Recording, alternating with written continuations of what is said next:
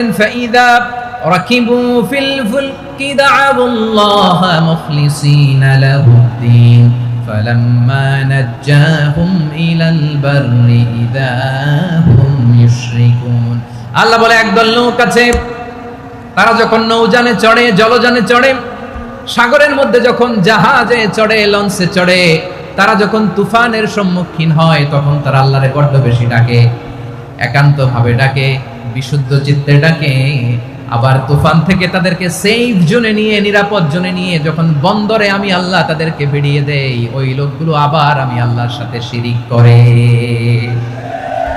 এরকম আছে না নাই জাহাজে উঠছে সাগরের মাঝখানে তুফান ওই সময় দেখবেন আল্লাহ কারে কয় এই কথা তো আপনাদেরকে বোঝানো সহজ আপনারা তো নদীর দেশের মানুষ লঞ্চে চড়েন নাই কারা কারা দেখি লঞ্চে চড়ছেন হ্যাঁ লঞ্চে চড়ে নাই এরকম একজনও নাই এখানে আচ্ছা লঞ্চে উঠছেন কে কে দেখি মাশাআল্লাহ মাশাআল্লাহ মাশাআল্লাহ ঠিক আছে আপনাদের বোঝানো সহজ আচ্ছা লঞ্চে উঠে তুফানের সম্মুখীন হয়েছেন জলোচ্ছ্বাস সবাই মাশাআল্লাহ তো এই ওয়াজ তো আপনাদের মুখস্থ ঠিক কিনা বলেন আমার বলার দরকার নাই বলেন মাঝ নদী তুফান জলোচ্ছ্বাস জলের মধ্যে উচ্ছ্বাস ঢেউ টর্নেডো সাইক্লোন মেঘের ঘনঘটা পরিবেশ ঘুটঘুটে অন্ধকার লঞ্চ একবার এদিকে আরেকবার ওইদিকে ভিতরে কি অবস্থা হয় বলেন তো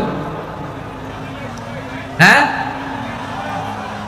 তখন মুসলিম আল্লাহরে ডাকে হিন্দু আল্লাহরে ডাকে ঠিক কিনা বলেন আস্তিক আল্লাহরে ডাকে নাস্তিক আল্লাহরে ডাকে ঠিক কিনা লঞ্চের ভেতর স্টিমারের ভেতর কান্নারের রোল পড়ে যায় চিৎকারের রোল পড়ে যায় সবার মুখ দিয়ে শুধু একটা আওয়াজ লা ইলাহা লা ইলাহা লা ইলাহা সুবহানাল্লাহ আলহামদুলিল্লাহ লা ইলাহা আল্লাহ নামের জিকির করবে যারা আল্লাহর কাছে প্রিয় তারা আল্লাহর কাছে প্রিয় যারা জান্নাতে প্রবেশ করবে তারা জোরে লা ইলাহা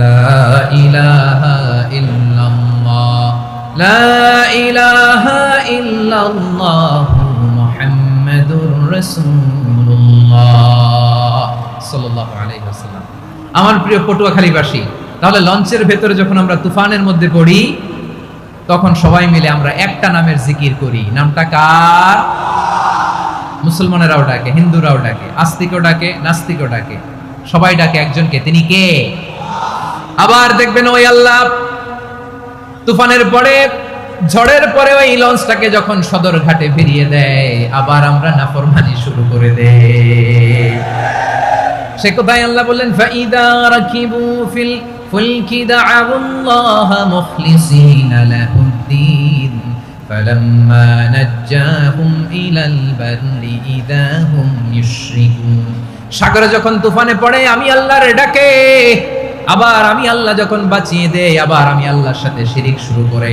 আমরা কি এরকম হতে চাই নাকি এরকম করবেন হ্যাঁ না আমরা তুফানে পড়লেও আল্লাহরে ডাকি আবার বাঁচায় দেওয়ার পরেও ডাকি কারে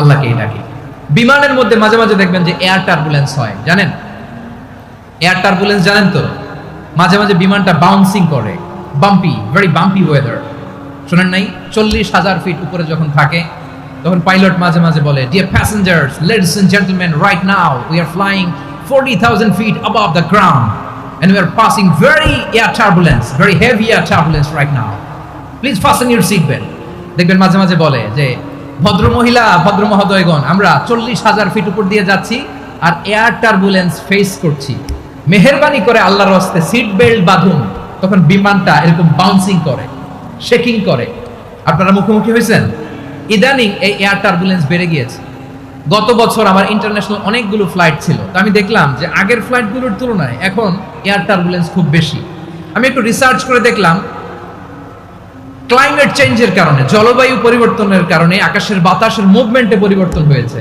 ফলে এখন বিমান শেকিং করে বেশি বাউন্সিং বাম্পি ওয়েদার। তো বলেন তো 40,000 ফিট উপরে যখন আপনি, কয় হাজার ফিট, সবাই বলুন কয় হাজার ফিট, 40,000 ফিট উপরে যখন আপনি, তখন যখন বিমানটা এরকম বাউন্সিং করে, সবাই যখন ভমিটিং করে বিমান নষ্ট করে দেয়, বমি করে, তখন বাঁচানোর কে আছে আল্লাহ ছাড়া? কেউ আছে? ওই মুহূর্তেও সবাই মিলে একজন ডাকে আওয়াজ করে বলেন তিনি কে? মাঝে মাঝে কিছু সোশ্যাল মিডিয়ায় কিছু ভিডিও পাওয়া যায় যে হেভি যখন এয়ার টার্বুলেন্স হয় 10 সেকেন্ড 15 সেকেন্ডের কিছু ভিডিও পাওয়া যায়, বিমানটা এরকম বাউন্সিং করছে, বাম্পি ওয়েদার, কাঁপছে, মানুষগুলো বমি করছে, অক্সিজেন মাস্কগুলো সব ঝুলে পড়েছে, বিমানটা শুধু কাঁপছে। তখন দেখবেন বিমানের ভেতরেও এরকম লঞ্চের মতো চিৎকার আছে না নাই? বিমানের ভেতরেও তখন চিৎকার। গত বছর হিথ্রো এয়ারপোর্ট থেকে সিঙ্গাপুর এয়ারলাইন্সের একটা ফ্লাইট, হিথ্রো টু চাঙ্গি, একটা ফ্লাইটে এমন বেশি এয়ার টার্বুলেন্সের শিকার হয়েছিল ওই এয়ারক্রাফটটা, 33 জন যাত্রী সেখানে আহত হয়েছে, একজন যাত্রী নিহত হয়েছে। কেবিন ক্রুজ, এয়ার হোস্টেস যারা আছে, একজনের নাক ফেটে, চোখ ফেটে, কপাল ফেটে, ব্লিডিং হয়ে শয়লা। প্রিয় ভাইয়েরা, ওই 40,000 ফিট উপরে বিমানটা যখন কাঁপবে, তখন আমাদেরকে আল্লাহ ছাড়া আর কেউ বাঁচানোর আছে? এত আস্তে বললে হবে? ওই কঠিন মুহূর্তে আমার বাবা আমারে বাঁচাতে পারে, আমার বন্ধু আমারে বাঁচাতে পারে, এই গ্রাউন্ডে জমিনের বুকে আমার প্রোটোকল, আমার ক্ষমতা, আমার দাম্ভিকতা, কোনো কিছু আমারে বাঁচাতে পারে? একজন ছাড়া। চিল্লায় বলতে হবে তিনি কে? সে আল্লাহ বললেন, গোলাম আমি বিপদের সময় ঠিকই তোমাদের বাঁচিয়ে দেই। ওই বিমানের ভেতরে 40,000 ফিট উপরে যখন তোমরা এয়ার টার্বুলেন্সের শিকার হও, তখন নাস্তিকও আল্লাহরে ডাকে, হিন্দু আল্লাহরে ডাকে, জোরে বলেন ঠিক কিনা? আবার বিমানটা যখন শান্ত হয়ে যায়, একটু পরেই বিমানের স্ক্রিনের মধ্যে হিন্দি সিনেমা খোঁজে। বিমানের স্ক্রিনে কিন্তু বিশাল ওখানে আফলাম ফিল্মের একেবারে বোঝাই করা। বিমানটা শান্ত হলে আবার হিন্দি সিনেমা দেখা শুরু করে। একটু আগে ডাকছিল কারে? কারে? দেখবেন বাংলাদেশে আমাদের ক্রিকেটাররা যখন অন্য কোনো দেশের সাথে খেলে, অনেক সময় এমন হয় বল বাকি একটা, রান দরকার 6টা। বল বাকি কয়টা? পটুয়াখালী বুঝে নাই বোধহয়। বল বাকি কয়টা? রান দরকার। আপনি দেখবেন ক্যামেরাম্যান তখন গ্যালারিতে খালি দেখায় দর্শকদের যে কি অস্থিরতা। হিপ হপ স্টাইলের মেয়েটা, যে মেয়েটার ওড়না এতক্ষণ ছিল গলায়, এতক্ষণ কই ছিল, ওই মেয়েটা দেখবেন ওড়নাটা টেনে মাথায় দিয়ে এরকম মুনাজাত ধরতেছে, আল্লাহ আল্লাহ, একটা সক্কা, আল্লাহ আল্লাহ, আমার লাল সবুজের পতাকারে তুমি অপমানিত কইরো না আল্লাহ, ইন্ডিয়ার সাথে আমাদের খেলা, আল্লাহ আল্লাহ, একটা সক্কা, একটা একটা। পুরো পুরো খেলা জুড়ে এই মেয়ের ওড়না ছিল গলায়, কিন্তু যখন 1 বলে 6 রান দরকার, ওড়না চলে আসছে কোথায়? মাথায়। আবার মুনাজাত আছে না নাই?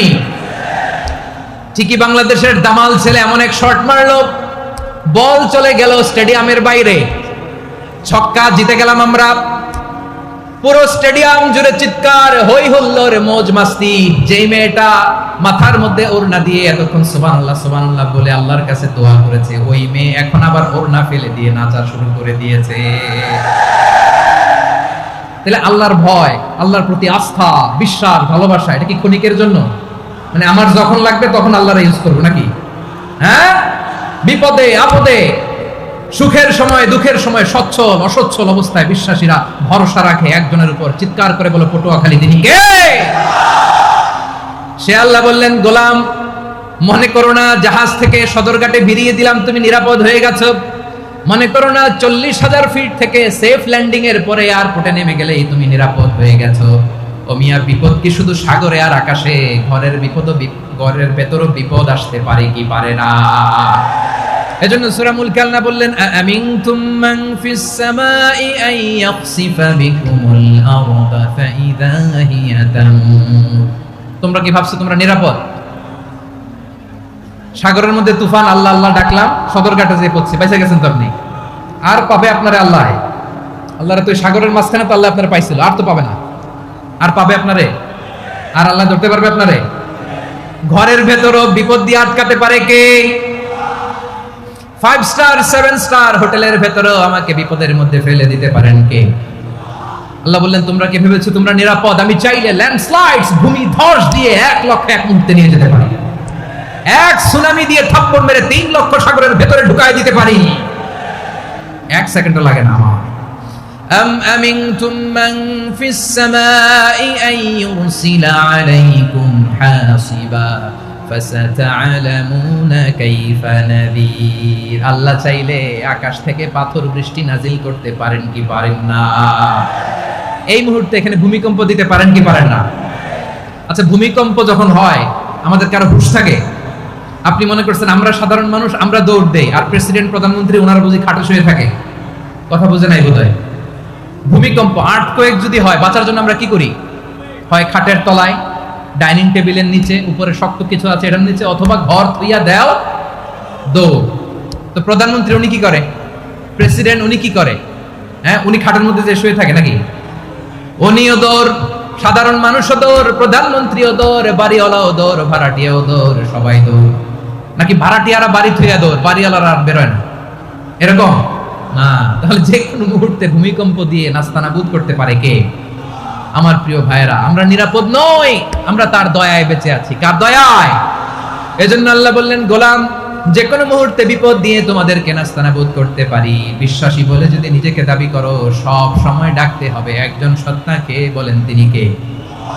এই কথা ক্লিয়ার? এই সবগুলো উদাহরণ শেষে সবার কাছে ক্লিয়ার হয়েছে না যে বিপদ থেকে, আপদ থেকে, পরীক্ষা থেকে, ক্যালামিটি থেকে আমাদেরকে কেউ বাঁচাতে পারে না একজন সত্তা ছাড়া। আবারও বলেন তো তিনি কে? ক্লিয়ার? হ্যাঁ, সবাই বুঝতে পারছেন? আচ্ছা, এবার আমরা দেখি বিষ্ণু ঈসা ইসলামের জীবনে বিপদ আপদ ছিল কিনা। উনি বিপদ আসলে কিভাবে ডিল করতেন, বিপদ আসলে কোন দোয়া পড়তে হয়, কিভাবে ফরিয়াদের হাত উত্তোলন করতে হয়, কিভাবে রবের দরবারে নতজানু হয়ে ফরিয়াদ করতে হয়, এটা জানার দরকার আছে না নাই? আসুন আমরা বিষ্ণুনবীর জীবনী থেকে দেখি বিপদ আসলে উনি কি করতেন। বিপদ আসলেই প্রথমে বিষ্ণু ঈসা ইসলাম একটা দোয়া পড়তেন। কি পড়তেন? তিনি পড়তেন ইন্না লিল্লাহি ওয়া ইন্না ইলাইহি রাজিউন। নিশ্চয় আমরা আল্লাহর জন্য, নিশ্চয় আমরা কার দিকে ফিরবো ভাই? আবার কার দিকে ফিরবো? আওয়াজ করে বলুন তো, আমরা এসেছি কার কাছ থেকে, আবারও ফিরে যাব কার কাছে? এজন্য বিষ্ণু পড়ছেন ইন্না লিল্লাহি ওয়া ইন্না ইলাইহি রাজিউন। নিশ্চয় আল্লাহর জন্য, ওই আল্লাহর দিকেই আমরা ফিরে যাব। তারপরে বিশ্বনবী পড়তেন আল্লাহুম্মা আজুরনি ফি মুসিবাতি ওয়াখলুফ লি খায়রাম মিনহা। একসাথে প্রথমে পড়তেন ইন্না লিল্লাহি ওয়া ইন্না ইলাইহি রাজিউন, তারপর পরে পড়তেন আল্লাহুম্মা আজুরনি ফি মুসিবাতি ওয়াখলুফ লি খায়রাম মিনহা। মানে আল্লাহ, এই যে আমি বিপদে ধৈর্য ধারণ করলাম, এটার সব তুমি আমারে দাও, আর যেটা হারালাম এর চেয়ে ভালো কিছু দিয়ে মেকআপ করে দিও, ভালো কিছু দিয়ে বদল করে দিও। সুবহানাল্লাহ পড়েন। তাহলে বিপদ আসলে আমরা কি পড়ব? কথা বলেন। এই যে আমি শুয়েছিলাম, নাশিদ গাচ্ছিল ওরা, এদেশে পরস্পরে দেখা হলে দেয় সালাম, এদেশে আমজনতার হৃদয় জুড়ে পাক কালাম, এদেশে বিপদ এলে সর্বজনে সর্বক্ষণে দোয়া পড়ে ইন্না লিল্লাহ। কি পড়ে? সুবহানাল্লাহ সুবহানাল্লাহ সুবহানাল্লাহ সুবহানাল্লাহ। এদেশে আজান শুনে সূর্য ওঠে শহর গ্রামে, এদেশে আজান শুনে সূর্য ডুবে সন্ধ্যা নামে, এদেশে সকল কাজে সবাই বলে বিসমিল্লাহ, এদেশে ভালো কিছু দেখে শুনে হাসি মুখে সবাই বলে মাশাআল্লাহ। সুবহানাল্লাহ পড়েন। তাহলে বিপদ এলে আমরা কি পড়ি? কথা বুঝলে সবাই উত্তর দিতে হবে। বিপদ এলে কি পড়ি? তাহলে বিপদ এলেই আমরা এখন থেকে ইন্না লিল্লাহ করব, নাকি হাই হুতাশ করবেন? একদল আছে হাই হুতাশ করে, হায় আল্লাহ রে মোর কি হইল রে, মুই কি হরমু রে, মুই কমবে যামু রে, আছে না নাই? এরকম বিলাপ করতে নিষেধ করেছেন বিশ্বনবী। কি করব, কই যাব, কি হবে, হায় হায়, এরকম হাহুতাশ আছে না নাই? বিশ্বাসীরা হাহুতাশ করে না, তারা ইন্না লিল্লাহ পড়ে। কি পড়ে মনে থাকবে? আমরা পড়বো ইন্না লিল্লাহি ওয়া ইন্না ইলাইহি রাজিউন। নিশ্চয়ই আমরা আল্লাহর জন্য, আমরা আল্লাহর দিকেই ফিরে যাব। এরপর পড়বো আল্লাহুম্মা আজুরনি ফি মুসিবাতি ওয়াখলুফ লি খায়রাম মিনহা। আল্লাহ, আমি যে বিপদে ধৈর্য ধারণ করলাম এটার সওয়াব দিও, আর যা হারালাম তার চেয়ে ভালো কিছু দিয়ে বদল করে দিও। সুবহানাল্লাহ পড়েন। বিশ্বনবীর হাদিস শুনলেন উম্মে সালামা রাদিয়াল্লাহু তাআলা আনহা। ওনার স্বামী হলো আবু সালামা। মজার ঘটনা খেয়াল করে শুনেন আমার প্রিয় কলিজার টুকরা ভাইয়েরা। কানগুলো খরগোশের কানের মতো খাড়া করে আমার দিকে তাকান। সাইয়্যিদাতুনা উম্মে সালামা রাদিয়াল্লাহু তাআলা আনহা, ওনার স্বামীর নাম আবু সালামা। শ্রেষ্ঠ দম্পতি, শ্রেষ্ঠ ফ্যামিলি। প্রথমে হিজরত করেছিলেন হাবাসায়, পরে হিজরত করেছেন মদিনায়। উহুদ যুদ্ধের পরে ওনার স্বামী আবু সালামা ইন্তেকাল করলো, শহীদ হলো। সুবহানাল্লাহ পড়েন। যখন আবু সালামা ইন্তেকাল করলো, উম্মে সালামা রাদিয়াল্লাহু তাআলা আনহা কেঁদে কেঁদে হয়রান। আর নবীর শিখানো বাণী অনুযায়ী তিনি বারবার পড়ছিলেন ইন্না লিল্লাহ। কি পড়ছিলেন? মুই কই যামু, কি হরমু, এগুলো বলে নাই। কি বলছে? ইন্না লিল্লাহ। যেহেতু বিশ্বনবী বলেছেন কেউ যদি বিপদের প্রথম ধাক্কায় পড়ে ইন্না লিল্লাহি ওয়া ইন্না ইলাইহি রাজিউন, আল্লাহুম্মা আজুরনি ফি মুসিবাতি ওয়া আখলুফ লি খায়রাম মিনহা, তাহলে এই বিপদে যে সে যা হারালো তার চেয়ে শ্রেষ্ঠ কিছু দিয়ে আল্লাহ তার বদল দিয়ে দিবে। এই হাদিস শুনে উম্মে সালামা রাদিয়াল্লাহু তাআলা আনহা ওনার প্রাণ প্রিয় স্বামী আবু সালামার ইন্তেকালের পরে চোখের পানি ছাড়ে আর পড়ে ইন্না লিল্লাহি ওয়া ইন্না ইলাইহি রাজিউন, আল্লাহুম্মা আজুরনি ফি মুসিবাতি ওয়া আখলুফ লি খায়রাম মিনহা। বারবার এই দোয়া পড়ে চোখের পানি ছাড়ে, এই দোয়া পড়ে চোখের পানি ছাড়ে। আর মনে মনে বলে আবু সালামার মতো ভালো মানুষ মদিনাতে নাই, আবু সালামার চেয়েও ভালো মানুষ মদিনাতে নাই। তার চেয়ে ভালো মানুষ কি করে আল্লাহ তাআলা আমারে দিবে? তার চেয়ে ভালো মানুষ তো আমি মদিনাতে দেখি না। চোখের পানি দিয়ে বুক ভাসায় আর নবীর হাদিসের উপর আমল করে পড়ে ইন্না লিল্লাহি ওয়া ইন্না ইলাইহি রাজিউন, ইন্না লিল্লাহি ওয়া ইন্না ইলাইহি রাজিউন। পড়তে পড়তে চোখের পানি ছাড়ে আর চিন্তা করে বিশ্বনবী বললেন এই দোয়া পড়লে যেটা হারালাম তার চেয়ে ভালো কিছু দিয়ে আল্লাহ পুরস্কার দেয়। আবু সালামার চেয়ে ভালো মানুষ মদিনার মধ্যে আর কে হতে পারে? কি আজীব তামাশা, কি অবাক করা ঘটনা। কিছুদিন পরে দেখা গেল সাইয়্যিদুল মুরসালিন রাহমাতাল লিল আলামিন স্বয়ং বিশ্ব নবী উম্মে সালামাকে বিয়ের প্রস্তাব পাঠিয়েছে। স্বয়ং বিশ্ব নবী উম্মে সালামা রাদিয়াল্লাহু তাআলা আনহাকে বিয়ের প্রস্তাব পাঠিয়েছেন। উনি রাজি হয়ে গেলেন, বিয়ে হয়ে গেল। উনি হয়ে গেলেন উম্মুল মুমিনিন, আমাদের মা, পুরো মুসলিম উম্মার মা। চিৎকার করে বলেন আল্লাহু আকবার। তাহলে আমার প্রাণপ্রিয় ভাইয়েরা, বিপদে পড়লেই আমরা পড়বো ইন্না লিল্লাহি ওয়া ইন্না ইলাইহি রাজিউন, আল্লাহুম্মা আজুরনি ফি মুসিবাতি ওয়া আখলুফ লি খায়রাম মিনহা। পড়বেন? পড়বেন না? যারা যারা বিপদ আসলে এই দোয়াটা পড়বেন এখন থেকে আওয়াজ করে ইনশাআল্লাহ বলেন। যা হারাইছেন তার চেয়ে শ্রেষ্ঠ জিনিস দিয়ে বদলা দিবে কে? বিশ্বাস হয়? একটু সন্দেহ লাগে মনে হয়, একটু সন্দেহ আছে? যাদের বিশ্বাস হবে তাদের কি আল্লাহ উত্তম বদলা দেবে, ঠিক কিনা বলেন? তাহলে বিপদে পড়লেই প্রথমে আমরা এটা পড়ব। দোয়াগুলো যদি এখন মুখস্থ না হয়, এই যে রেকর্ডিং হচ্ছে, পেয়ে যাবেন, কালকেই পেয়ে যাবেন। শুনে শুনে মুখস্থ করবেন। আমার মায়েরা, আমার বোনেরা, আপনাদের জন্য 3টি মাঠের অ্যারেঞ্জমেন্ট করা হয়েছে, আমি জানি। আপনারাও এই দোয়াগুলো পড়বেন, আপনার স্বামীকে শেখাবেন, সন্তানকে শেখাবেন, আপনার পুরো পরিবারটাকে জান্নাতের টুকরো বানিয়ে দিবে কে? তাহলে বিপদ আসলে প্রথমে কি পড়তে হবে এটা জেনে গেলাম। এরপরে বিপদ আসলে নিজেকে কি করে আল্লাহর কাছে সঁপে দিতে হয় এটাও জানার দরকার আছে না নাই? বিপদে প্রথমে ইন্না লিল্লাহ পড়লাম, ধৈর্য ধারণ করলাম, বিপদ থেকে উদ্ধারের সর্বোচ্চ চেষ্টা করলাম। আমার কাজ যখন শেষ তখন আমি আমার এই বিষয়টা আল্লাহর কাছে সঁপে দিই। কার কাছে সুপর্দ করব? কার কাছে? বিপদে বললে কেমন করে নিজেকে আল্লাহর কাছে সঁপে দিতে হয় আসুন সাইয়েদনা ইব্রাহিম আলাইহিস সালামের জীবনী থেকে জানি। আল্লাহর খলিল ইব্রাহিম আলাইহিস সালাম আমাদের মতো সমাজ ব্যবস্থা পায় নাই। আমরা জন্মের পরে আমাদের কানের ভেতরে আজান দিয়েছে কে? একামত দিয়েছে কে? আমাদের বাপ দাদারা আমাদের কানে আজান দিয়েছে কি দেয় নাই? আমাদের জন্মের পরেই তো আজান, একামত, বাড়ির পাশে মসজিদ, প্রতিদিন আজান, জুমার খুতবা, প্রতি মাসে মাসে তাফসীরুল কোরআন মাহফিল, মসজিদ, মিনারা, অভাব নাই, ঠিক কিনা বলেন? আপনি যেই সুন্দর ইসলামিক এনভায়রনমেন্ট পেয়েছেন, আমাদের ইব্রাহিম খলিল উনিও কি এরকম পেয়েছিলেন? হ্যাঁ, উনি জন্মের পর পরে ওনার কানে আজান দিয়েছে কেউ? আমার প্রিয় ভাইরা, আগা গোড়া একটা শিরকি পরিবেশ উনি জন্মগ্রহণ করেছেন। উনি ছাড়া ওই তল্লাটে একজনও আল্লাহর উপর বিশ্বাসী নাই। কল্পনা করতে পারেন? গোটা তল্লাটে, গোটা দেশে বিশ্বাসী মুমিন, আল্লাহর উপর বিশ্বাস স্থাপনকারী কয়জন? সবাই বলেন কয়জন? বাকি সব মুশরিক। বাকি সব মুশরিক নিজের সাথে নিজে শক্ত বোঝাপড়া করে, অ্যানালজি করে, সেলফ কনভারসেশন করে উনি মহা সত্যের সন্ধান পেয়েছে। উনি আকাশের তারা দেখে ভাবে মনে হয় এটাই আমার খোদা, ওরা দেখে তারা নাই, মনে মনে বলে না তাইলে এটা না। আবার চাঁদ দেখে বলে চাঁদটা বড় মায়া লাগে, মনে হয় এটাই আমার রব, পরে দেখে চাঁদও নাই, কয় না এটা না। এরপরে দ্বীপ প্রহরের জলজলে সূর্যটা খা খা করে গোটা পৃথিবীটারে রৌদ্র দিয়ে তাতিয়ে রাখে। তিনি ভাবলেন মনে হয় এটাই আমার রব, কারণ এটাই তো সবচেয়ে বড়। কিন্তু বিকেল বেলা ওই সূর্যটাও যখন চলে যায়, সাইয়েদনা ইব্রাহিম বলে না এটাও তো নাই। আমার খোদা যদি আমারে ছেড়ে চলে যায়, বিপদে পড়লে আমারে উদ্ধার করবে কে? এভাবে নিজের সাথে অ্যানালজি, সেলফ কনভারসেশন করতে করতে করতে তিনি মহা সত্যের সন্ধান পেয়েছেন। সুবহানাল্লাহ। সব শেষে তিনি নিশ্চয় আমি এমন সত্তার দিকে মনোনিবেশ করলাম, মুখাপেক্ষী হলাম, যিনি আকাশ বানিয়েছেন, জমিন বানিয়েছেন, আমি মুশরিক নই। সুবহানাল্লাহ। পারতেন, আপনি পারতেন? কেউ নাই, লক্ষ লক্ষ মুশরিক, আপনি একা। ওনার মতো এরকম বিচক্ষণতা দিয়ে আল্লাহরে খুঁজে পাইতে পারতেন আপনি? কি নবী ছিল, আল্লাহকে খুঁজে পেয়েছে। যখন আল্লাহর ইবাদত শুরু করলো, এই কথা ছড়ায় পড়লো চারদিকে। নমরুদ সাইয়েদনা ইব্রাহিমকে ডেকে পাঠালেন। নমরুদ বলে, ইব্রাহিম, তুমি নাকি মূর্তির পূজা না করে কোন নতুন রবের ইবাদত করো, কে তোমার রব? সাইয়েদনা ইব্রাহিম বললেন, রব্বি আল্লাযী ইউহয়ী ওয়া ইউমীত, আমি এমন রবের ইবাদত করি যিনি জীবন দেন, যিনি মৃত্যু দেন। নমরুদ বলে, তাই নাকি? তোমার রব জীবন দেয়, মৃত্যু দেয়, আর এটা তো আমি দেই। আমিও তো জীবন দেই, আমিও তো মৃত্যু দেই।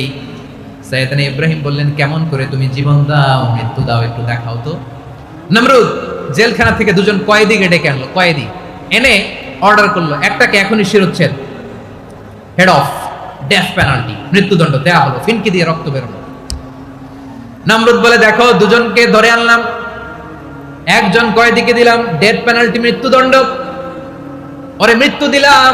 আরেকজন যে দাঁড়িয়ে আছে, চাইলে ওরেও আমি মৃত্যুদণ্ড দিতে পারি, কিন্তু না, ওরে আমি দিব না, ওরে আমি বাঁচায় দিলাম, ছেড়ে দিলাম, মানে জীবন দিলাম।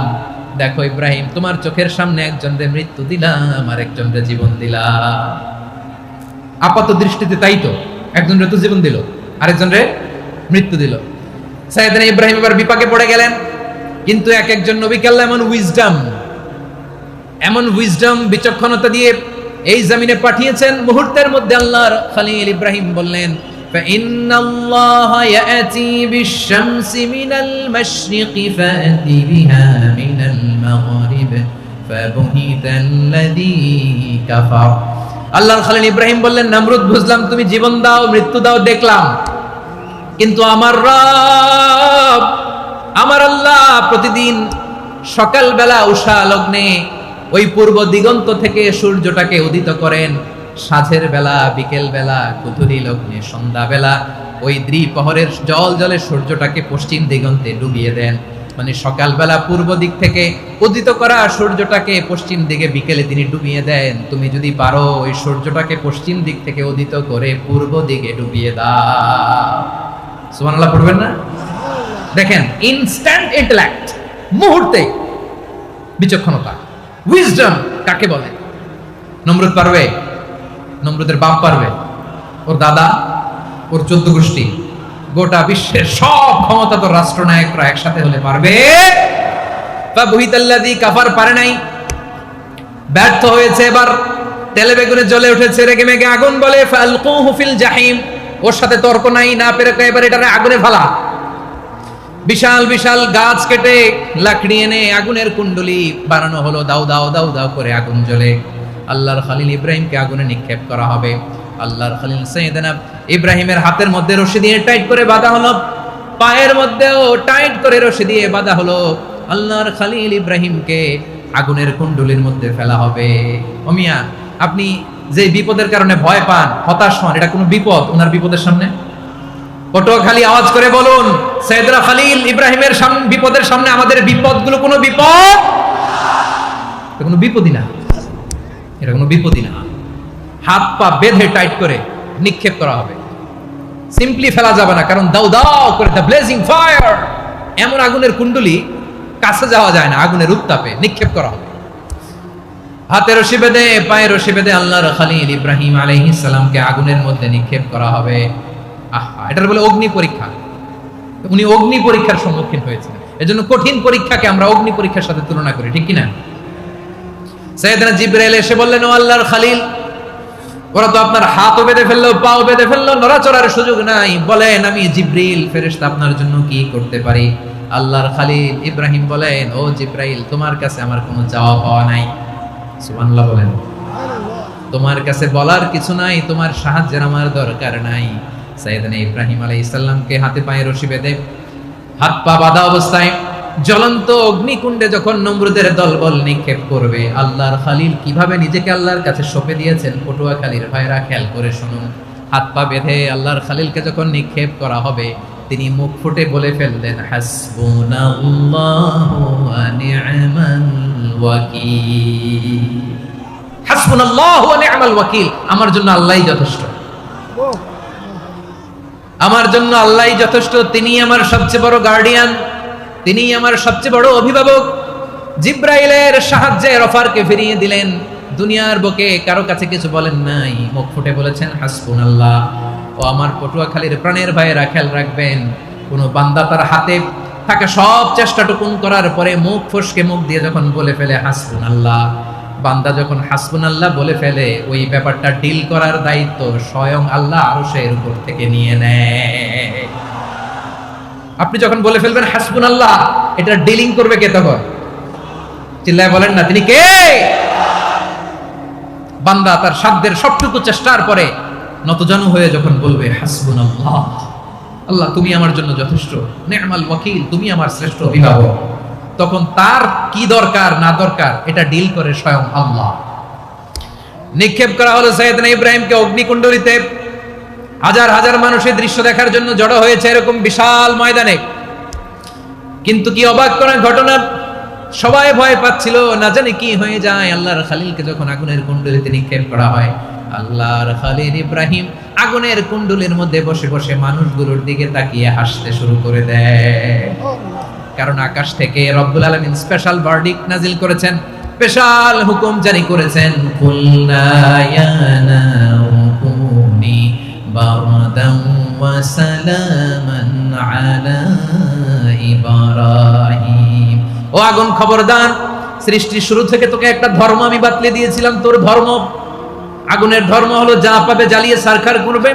আল্লাহ বলল, আগুন তোর ধর্ম দিয়েছিলাম, তুই সব জ্বালিয়ে পুড়িয়ে সারখার করে দিবি, কিন্তু ক্ষণিকের জন্য আমি তোর জ্বালিয়ে দেওয়ার ক্ষমতাটাকে কেড়ে নিলাম, জ্বালিয়ে ভস্ম করে দেওয়ার ক্ষমতা আমি কেড়ে নিলাম। কুনি বারদান, ঠান্ডা হয়ে যা, কিন্তু এত বেশি ঠান্ডা হবি না আবার আমার ইব্রাহিমের জন্য সর্দি লেগে না যায়। সুবহানাল্লাহ, এত আস্তে বললে হবে?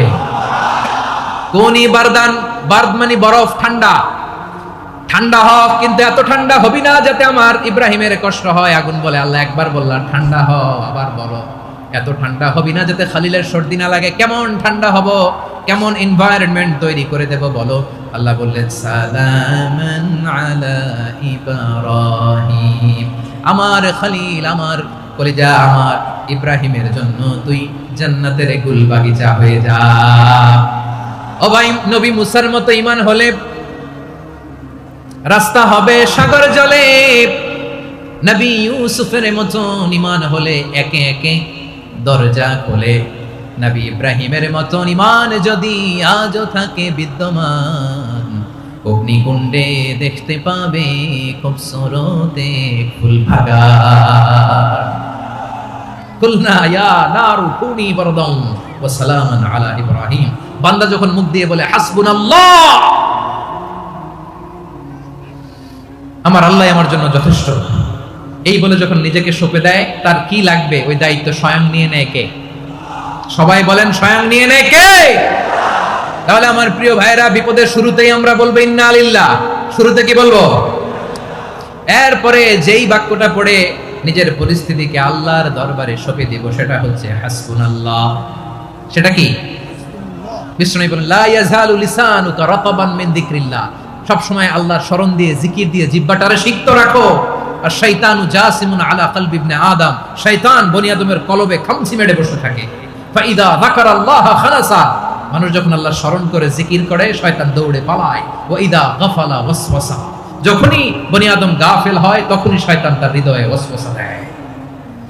এজন্য বিপদে পড়লে ইন্না লিল্লাহ, নিজের সবটুকুন করার পরে, নিজের রোল প্লে করার পরে নিজেকে আমরা কি বলে সঁপে দিব? সবাই বলেন, সবাই বলতে হবে, আরো জোরে বলে, মনে থাকবে? বিপদে পড়লে প্রথমে ইন্না লিল্লাহ, এরপরে নিজেকে যখন সঁপে দিব তখন হাসবুনাল্লাহ। এরপরে কঠিন বিপদ যদি যখন বিশ্বনবী পড়তেন তখন কি করতেন? এমন বিপদ মাঝে মাঝে হয় না, দেয়ালে পিঠ থেকে যায়, চোখে মুখে অন্ধকার, কি করব দিশা খুঁজে পাই না, এরকম হয় কখনো? হ্যাঁ, আপনাদের হয় হয় না? তো জান্নাতে আছেন আপনারা, হয় হয়। এরকম হয়েছে না যে দেয়ালে পিঠ থেকে গেছে, চোখে মুখে অন্ধকার, কই যাব, কি করব, বাঁচানোর কেউ না, এরকম হয়েছে কখনো আপনাদের? যদি হয় তাইলে এটার সলিউশন বলবো, না হইলে তো এগুলো বলে লাভ নাই। হয় হয় হয়। বিশ্বনবী এরকম কঠিন বিপদে পড়েছেন জীবনের কিছু কিছু মুহূর্তে, ওই মুহূর্তে বিশ্বনবী স্পেশাল দুইটা দোয়া পড়তেন। এই দোয়াগুলো আপনাদেরকে জানিয়ে দেয়। বিশ্বনবী বলেন, কঠিনতম বিপদে যখন পড়বা, দেয়ালে পিঠ থেকে যায়, চোখে মুখে অন্ধকার, বাঁচার কোনো উপায় নাই, তখন পড়বা লা ইলাহা ইল্লা আনতা সুবহানাকা ইন্নী কুনতু মিনাজ জালিমিন। আল্লাহ, তুমি ছাড়া কোনো ইলাহ নাই, তুমি পবিত্র, নিশ্চয় আমি জালিমদের অন্তর্ভুক্ত। সুবহানাল্লাহ বলেন। এই দোয়া সাইয়েদনা ইউনূস আলাইহিস সালাম পড়েছিলেন যখন মাছের পেটে ছিলেন। কিসের পেটে? এবং অনেক মুফাসসিরিন একরাম বলেছেন, অনেক আহলুল ইলমরা বলেছেন, এটা হচ্ছে ইসমে আজম। ইসমে আজম এমন দোয়া যেটা দিয়ে দোয়া করলে আল্লাহ দোয়া কবুল করে, কিন্তু এটা কোনটা, এটা নিয়ে ইখতিলাফ আছে। কোন কোন আহলুল ইলম বলেন লা ইলাহা ইল্লা আনতা সুবহানাকা ইন্নী কুনতু মিনাজ জালিমিন, এটা হচ্ছে ইসমে আজম। সাইয়েদনা ইউনূস আলাইহিস সালাম পড়েছেন, আপনারা পড়েননি? তুফান হইলে পড়েন না? আমাদের এলাকায় তো এটা খুব, এটার উপর ব্যাপক আমল আছে। পটুয়াখালীতে কি অবস্থা বলেন? পড়েন পড়েন পড়েন পড়েন।